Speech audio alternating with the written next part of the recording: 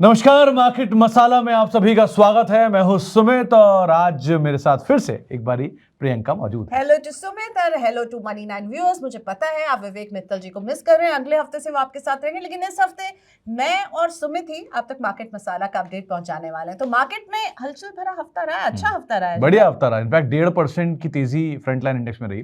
Mid cap small cap भी 1-1.5% की तेजी में रहा। अच्छी चीज ये रही कि एफआईज थोड़ा सा आते हुए दिखाई पड़ा। वो विजिट करने आए हैं त्योहारों पर या परमानेंटली रहने आए हैं, वो देखना तो पड़ेगा। आप मुझे कह रहे थे 3 दिन आपने देखा है कि एफआईज FIs ने पैसा खरीदारी डाला करी। है। अब लेकिन वो खरीदारी कभी कभी क्या होता है ना कि कोई ब्लॉक डील हुई, किसी इवेंट की वजह से आ गए, लेकिन अब वो रेगुलर अगर आने लग गए तो भारतीय उद्योगों के लिए बढ़िया दिन शुरू हो गए। दो इंपॉर्टेंट इवेंट्स में आपका टेक मुझको लेना है।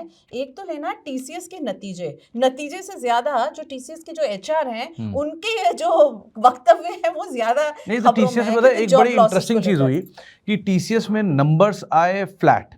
तो उनको कुछ लोग मान रहे हैं, ऐसा कुछ लोग मान रहे हैं कि नंबर्स इतने अच्छे थे नहीं और उन नंबर्स को छुपाने के लिए टीसीएस ने ध्यान पूरा डाइवर्ट कर दिया 1 गीगावाट के उसके ऊपर कि अभी लोग डेटा सेंटर लगा रहे हैं।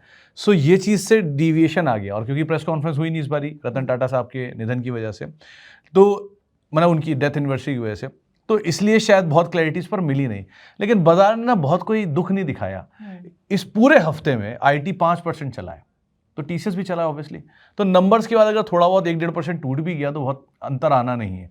8% चलने के बाद कोई शेयर अगर 7-8% चलने के बाद 1% टूट जाए तो मैनेजेबल है। तो लेकिन दो खबरें गई थी, ये एक कंसर्न उसमें है कि टाटा ग्रुप में ऑलरेडी अंतर कलह चल रहा है। कलह है वो बढ़ते ही जा रहा है। मतलब मिनिस्टर्स आ रहे हैं, अब उसमें पड़ गए अमित शाह, निर्मला सीतारमन से मुलाकात हो गई, टाटा सन्स और फिर टाटा ग्रुप के डायरेक्टर्स के बीच में है कि भाई उनका कहना है कि टाटा सन्स ने ग्रुप के डायरेक्टर्स को अनसेरेमनियसली बाय बाय कह दिया और शायद श्रीनिवासन जी को भी वो कर रहे थे। तो ये लेकर के नोएल टाटा कैंप एक हो गया और तो दो हिस्से नॉट नोएल टाटा और जो है चंद्रा साहब जो है वो दोनों के बीच में न्यूट्रल है।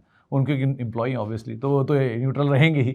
लेकिन हाँ, ये प्रमोटर एंटिटीज़ में इश्यूज आए हैं और इसीलिए क्योंकि वो देश का सबसे बड़ा ग्रुप है, 30 लाख करोड़ का ग्रुप, 7% देश की जीडीपी वहाँ से आती है, करीब 9 लाख कर्मचारी हैं, 9 × 5 45 लाख लोग उससे अफेक्टेड होंगे।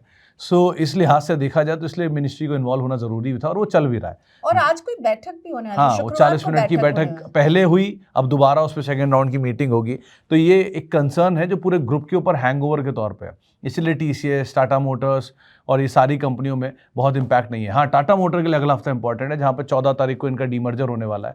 तो वो तारीख इसके लिए इंपॉर्टेंट। तो उसको अगर आप स्टैंड लोन में छोड़ दीजिए या टीसीएस को स्टैंड लोन में छोड़ दीजिए तो बाकी सारी ग्रुप की एंटिटीज के ऊपर ये हलचल होते हुए दिखाई पड़ेगी। तो ये इंपॉर्टेंट रहेगा। पूरा हफ्ता या पूरा सिनेरियो जो है अभी का वो टाटा ग्रुप के लिए काफी इंपॉर्टेंट है और इनके भविष्य पर भी बहुत कुछ निर्भर करेगा कि ये क्या उनकी लिस्टिंग को लेकर के जो उनका लिस्टिंग भी आ रही है टाटा कैपिटल की, तो वो सब भी है। लेकिन लिस्टिंग की जब बात की है तो भाई अगले हफ्ते तो धमाकेदार लिस्टिंग मुझे अभी लग रहा है, जो कि मैंने सुमित के ही शब्दों में सुना है। सुमित, एलजी मतलब क्या ही तेजी रही। मतलब आप समझो, आपने एक्सपेक्ट किया था? किसी ने नहीं किया था। आप 11,000 करोड़ का आईपीओ आएगा और उसमें 4 लाख करोड़ की बोलियां लग जाएंगी। कौन बोलता है कि जो इंडिया है वो डेड इकोनॉमी है? मतलब अभी 25 वो। और आपको बड़ा इंटरेस्टिंग नंबर बताता हूँ, मर्सिडीज ने हर 3 मिनट में एक गाड़ी बेची नवरात्र में और टेस्ला ने पूरे महीने में 65 गाड़ी बेची। तो टेस्ला गलत है ना, फिर मर्सिडीज थोड़ा गलत है। तो इंडियन इकोनॉमी डेड नहीं है, इट इज जस्ट आपने उसको सही से रीड नहीं किया। 4 लाख करोड़ की बिड एलजी जैसी कंपनी की जो कि इंडियन नहीं है, उसके लिए इतनी बिड आते हुए दिखाई पड़ रही है। तो अंदाजा लगा ली किस तरह के अगर इंडियंस पैसा डालने पर आए तो कहाँ ही ले जाएंगे। खैर, वो पैसा डालने से याद आया 29,000 करोड़ की एसआईपी। हाँ, एसआईपी। सो आपने शुरुआत की कि भाई शेयर मार्केट के लिए अच्छा हफ्ता रहा है, लेकिन एसआईपी के लिए 29,000 करोड़ की एसआईपी सुनने में तो अच्छी लग रही है, लेकिन इक्विटी में ना लोगों ने पैसा कम डाला है अगस्त के मुकाबले। जो ये एम्फी के आंकड़े हैं, आप तो खुद म्यूचुअल फंड को ट्रैक करते हैं, हर महीने आंकड़े आते हैं। तो जो अगस्त में था, मैं लिख कर आई हूँ, अगस्त के मुकाबले लगभग 9% की गिरावट है। सितंबर में इक्विटी म्यूचुअल फंड में 30,422 करोड़ का इन्फ्लो रहा, जो कि अगस्त में 33,430 करोड़ का था।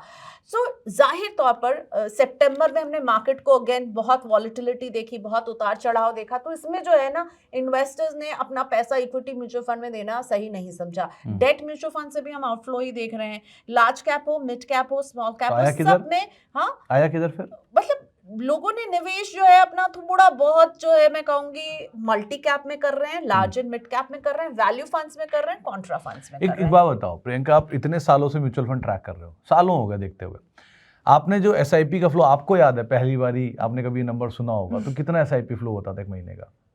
Hardly, I mean, it was what? Hardly 10-12,000 crore. और आज वहां से 30,000 करोड़ आ गए। 30,000 करोड़। सो ये मोटा मोटा मान लूं कि 10 साल में डबल या 5 साल में डबल या 10-15 साल में डबल हुआ होगा। सो अगर यही ट्रेंड को हम मेंटेन रखें तो ये मान के चलें कि अगले 10 साल में हम 50,000 करोड़ का नंबर देख लेंगे। बिल्कुल, लग तो यही रहा है। और इसके बीच में कई बारी उतार चढ़ाव आया होगा छोटा छोटा। और मैं सिप का नंबर, इनफैक्ट सुमित आपने ही मुझसे सिप का नंबर शायद शेयर किया था, और मैं देख रही थी कि सिप में किस तरह की हम तेजी देख रहे हैं। आज जो सिप हुआ है, मतलब अब इस महीने का जो सिप हम बता रहे हैं, आपने जो कोट किया 29,361 करोड़, जब 2025 शुरू हुई तो जनवरी 2025 में सिप हुई थी 26,400 करोड़, और अब हम ऑलमोस्ट 30,000 करोड़ दिखा रहे हैं। तो मतलब 4-5 हजार करोड़ हमने एक साल के अंदर एडिशन होते हुए देखा। सो अगर ऐसे ये जो महीने अगर आप नंबर देखेंगे तो शायद आपको थोड़ी घबराहट हो भी, लेकिन जब आप इसको बड़ी पिक्चर में देखते हैं, जूम आउट करके, तब आपको समझ में आता है कि 15,000 करोड़ या 10,000 करोड़ या 5,000 करोड़ से हम ही लोग अपने करियर की शुरुआत से देख रहे हैं, और धीरे धीरे उसको 30,000 करोड़ पहुंचते हुए देख लिया। इसीलिए मैं कहती हूँ कि Sumit is the data king. वो डेटा को एनालाइज करेंगे कि वो छोटे विंडो में नहीं, बड़े विंडो में। ये ना इक्के दुक्के महीने के आंकड़े ठीक है, एक्साइटमेंट देता रहेगा। वो ईसीजी ऐसा चार्ट है, बीच में नीचे आया है लेकिन टेंशन नहीं, वापस ऊपर आएगा। सो इसीलिए एसआईपी का फ्लो ये इंडिकेट करता है कि इंडियन इकोनॉमी के ऊपर भरोसा कायम है अभी भी निवेशकों का। पहला पार्ट, वो छोटा मोटा ब्लिप है, वो आता रहेगा। और आपने वही बात कर दी सुमित, जो कहते हैं ना हमारे एक्सपर्ट्स जो है वो कहते हैं कि हर दिन बैठ करके अपने पोर्टफोलियो को नहीं देखिए। तो इसी तरह हर महीने बैठ करके अगर हम इन आंकड़ों को एकदम माइक्रो एनालाइज करने लगे तो लगे अरे पिछले महीने तो इतना है, इस महीने इतना नहीं, तो रोज देखने से ना सिर्फ स्ट्रेस बढ़ता है, पोर्टफोलियो नहीं बढ़ता। लेकिन इस बार एक डिस्टर्बिंग फिगर ये रहा, फ्लेक्सी कैप फंड में वहां पे भी थोड़ा सा इन्फ्लो कम हुआ है, लेकिन ज्यादा कम नहीं हुआ, पर थोड़ा कम हुआ। और डेट फंड से तगड़ा पैसा निकला है सितंबर के महीने में। अब अक्टूबर में देखते क्या होता है, क्योंकि अक्टूबर मुझे लगता है थोड़ा सबड्यूड। एक ये भी होता है ना कि अभी त्योहार सामने खड़े हैं, तो मे भी लोगों ने पैसा ना निकाल लिया हो, चॉइसेस को डिफर कर दिया हो, ऐसा ही बहुत कुछ होता है। सो कभी टेलविंड कभी हेडविंड, तो चलता ही रहेगा। खैर, अब इंपॉर्टेंट चीज आती है अर्निंग्स, क्योंकि ये हफ्ते से अर्निंग्स की शुरुआत होती है, लेकिन 1-2 दिन का पॉज लेके फिर अर्निंग और रफ्तार पकड़ती है।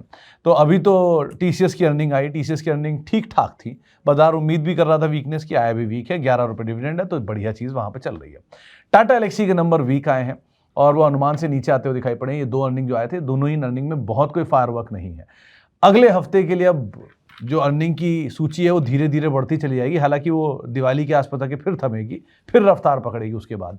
लेकिन बैंक्स के नंबर हैं, जिसमें पहली लैग जो होता है वो होता है आईटी, जिसमें टीसीएस, एचसीएल, इन्फी, ये सब अपने नंबर देते हैं। फिर दूसरी लैग में आता है बैंक्स में, HDFC bank, ICICI bank number देगा। सो इन पर नज़र रखना। प्लस बैंक्स में एक बैंक पर नज़र रखना, वो है SBI, largely under valued bank और स्लोली एंड स्टेडली अपने ऑल टाइम हाइज की तरफ जा रहा है। सो अगर कोई भी बैंक के नंबर आए हैं जो Q2 के अपडेट आए हैं, उनमें सबसे अच्छे Q2 अपडेट PSU बैंक्स के आए हैं प्राइवेट बैंक के मुकाबले, तो हो सकता है यहाँ पे फायरवर्क बनता हुआ दिखाई पड़े, तो उस पर आप नजर रख सकते हो। तो अगले हफ्ते अर्निंग्स के नाम रहने वाला, कुछ इंपॉर्टेंट बैंक्स जो अपने रिजल्ट अनाउंस करते हुए नजर आएंगे। अब ये एफआईआईज की वापसी, आपको लग रहा है ये मोमेंटम कंटिन्यू रहेगा? इस हफ्ते हमने 3 दिन देखा है कि उन्होंने जो है एक पॉजिटिव रुख दिया है, एक सेंटिमेंट को भी पुश किया, इसलिए इस हफ्ते बाजार का सेंटिमेंट अच्छा रहा। अब हम बिल्कुल दिवाली वाले हफ्ते में जाएंगे, जब अगले हफ्ते जाएंगे, आपको क्या लग रहा है, एक टर्न अराउंड या फिर अगेन सबड्यूड महीना? आप एक बात बताओ, हमेशा प्रियंका हम दिल्ली रहे हैं, नॉर्थ रहते हैं, इतने सालों से रह रहे हैं, आपने देखा नॉर्थ का वेदर हमेशा अक्टूबर से अच्छा होता है। जैसे कहते हैं गुलाबी मौसम शुरू हो जाता है यहाँ, सबसे अच्छा टाइम यहाँ से बदलने भी लगा, सर्दियाँ लग गई धीरे धीरे, और फिर वो आपको वाइब ही दिखेगी, एकदम से दिवाली की वाइब, अच्छा सा फीलिंग, त्योहार कलर लाइटें ये सब शुरू हो जाता है। सो यहाँ से ऑनसेट होता है गुड टाइम का, और वो गुड टाइम चलता है क्रिसमस के बाद तक, सितंबर जनवरी फरवरी तक। सो उसी के साथ ही एफआईएस भी आना शुरू हुए। लेट्स सी कि ये एफआईएस करें, क्योंकि हमने देखा है 27 सितंबर वो तारीख थी जो हमने लास्ट टाइम बात की थी कि 27 सितंबर से लेके 27 सितंबर दोबारा आ गया 2025, बाजार ने कुछ नहीं किया और एफआईएस लगातार सेलर रहा एफआईएस लगातार। सो अब एक ऐसा टाइम आ गया कि एफआईएस इतनी सेलिंग करके शायद थक गया, उन्हें मिला चलो एक साल तो हो ही गया, अब थोड़ी खरीदारी भी कर लेनी चाहिए। और एक इंटरेस्टिंग नंबर और बताता हूं आपको, एफआईएस ने 4 दिन तो यहाँ खरीदारी की है। एलजी के आईपीओ में एंकर बुक खुला करीब 4,500 करोड़ रुपए का, और उस एंकर बुक में 51% एफआईएस थे, 49% डीआईएस थे। तो एलजी उनकी भी पसंद है। तो एलजी में इतनी भारी एफआईएस ने खरीदारी करी। सो एफआईएस ओपन मार्केट से तो ले ही रहे हैं जो चीजें ले रहे हैं, प्लस वो आईपीओ के रूट से, क्यूआईपी के रूट से। अगले हफ्ते हाँ, तो ये और बड़ा इवेंट है। आप तो उसको वॉच आउट करेंगे बहुत क्लोज। बड़ी मतलब टाटा कैपिटल एलजी दोनों प्रॉफिट बुक करना है। आपने एक्सपर्ट से बात की, 40 रुपया पर शेयर के आसपास है ग्रे मार्केट प्रीमियम अभी। तो जानकार मान रहे हैं कि लिस्टिंग प्रीमियम मिलना चाहिए, करीब 40-50 रुपए तो मिलेगा ही एटलीस्ट, लेकिन क्योंकि साइज बहुत बड़ा है, आप देखो 11-12 हज़ार करोड़ रुपए का आईपीओ है। सो क्या होता है, कैसे होती है लिस्टिंग। लेकिन इंटरेस्टिंग पार्ट ये है, आपको याद होगा कि एक ज़माने में जब भी कभी 20,000 करोड़ का आईपीओ आता था, बाजार कहता था कि अब आईपीओ आ गया, ये टॉप बन गया मार्केट का।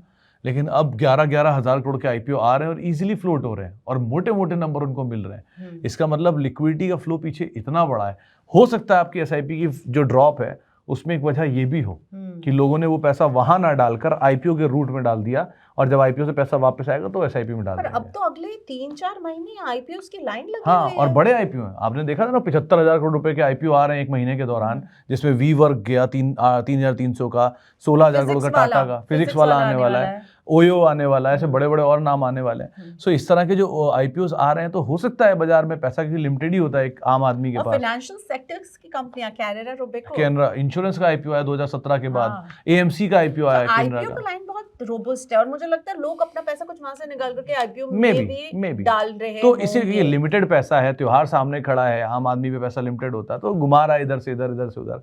तो मे भी इसलिए कि आईपीओ की वजह से पाइपलाइन स्ट्रांग है, तो म्यूचुअल फंड में फ्लो कम आ रहा हो। लेकिन कोई बड़ी बात नहीं है, जैसे ये पाइपलाइन नॉर्मल होगी, फ्लो वापस वहां पर आ जाएगा। तो बाजार ऐसे ही घूमता रहता है। पर आप थोड़े से आज दुखी लग रहे हैं, वजह गोल्ड ज्यादा ले लिया था मैंने। गोल्ड ज्यादा ले लिया था।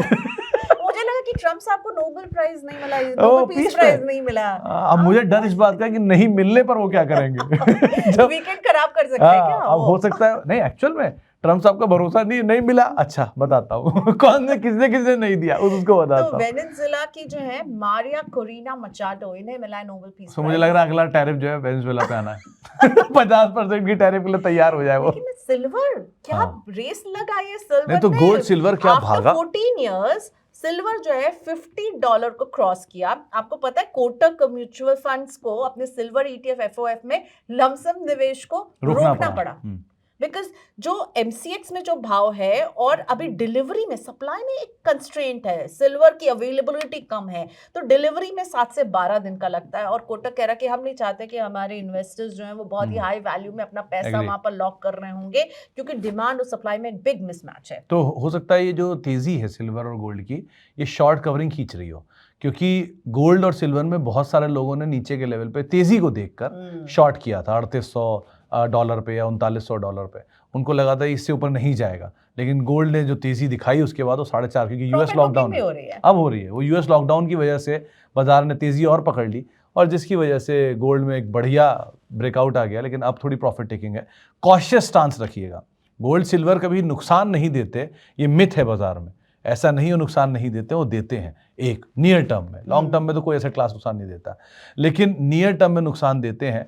सो मतलब जैसे प्रियंका का पोर्टफोलियो है गोल्ड और सिल्वर का, वो ऑब्वियसली मेरे इक्विटी पोर्टफोलियो से हमेशा अच्छा ही रहेगा, क्योंकि वो चलता ही रहता है। लेकिन जो गोल्ड, मतलब इसलिए हाउसवाइफ से कभी ये मत कहिए कि तुम्हारा पोर्टफोलियो खराब है, ऑब्वियसली उनका पोर्टफोलियो आपसे अच्छा ही रहेगा हमेशा। लेकिन चेन देखकर बोल रहे हैं। हाँ, गोल्ड और सिल्वर दोनों दिख रहा है मुझे इसमें।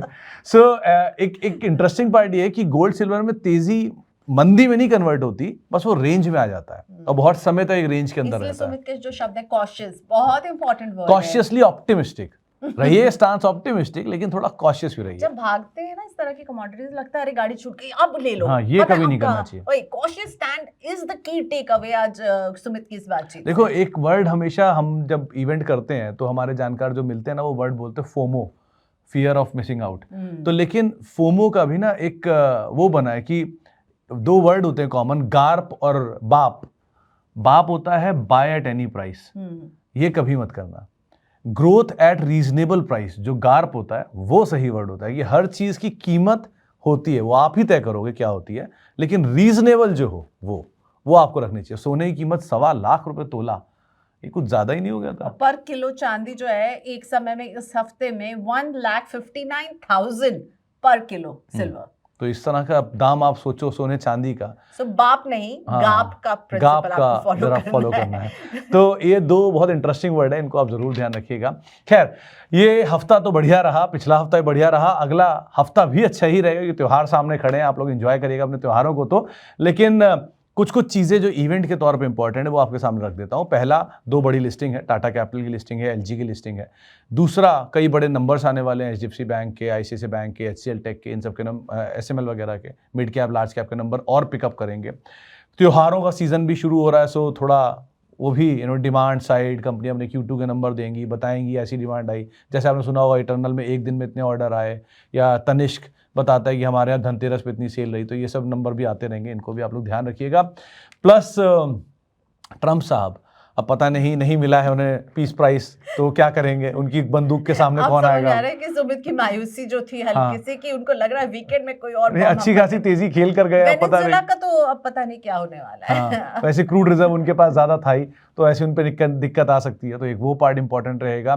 प्लस आईपीओ भी और भी हैं, सो ऐसा नहीं कि आईपीओ की लिस्टिंग ही है, आईपीओ खुल भी बढ़िया रहे हैं और डिमांड भी अच्छी आ रही है, तो उस पाइपलाइन के ऊपर आपको नज़र रखनी होगी। बाकी ऐसा डोमेस्टिक फ्रंट पर तो मोदी जी ऐसा कुछ कर नहीं रहे हैं, कोई अपडेट आ जाए कहीं तो कुछ आ जाएगा, लेकिन ऐसा कुछ होने वाला है नहीं। सो ये पार्ट है। प्लस मानसून के नंबर्स अच्छे रहे हैं, मानसून खत्म हो चुका है, आईएमडी का फोरकास्ट भी है कि बढ़िया मानसून रहा इस साल पूरे देश में। सो रूरल डिमांड अच्छी रहनी है, तो वो कंपनियों को आप स्पेसिफिकली नजर रखिएगा।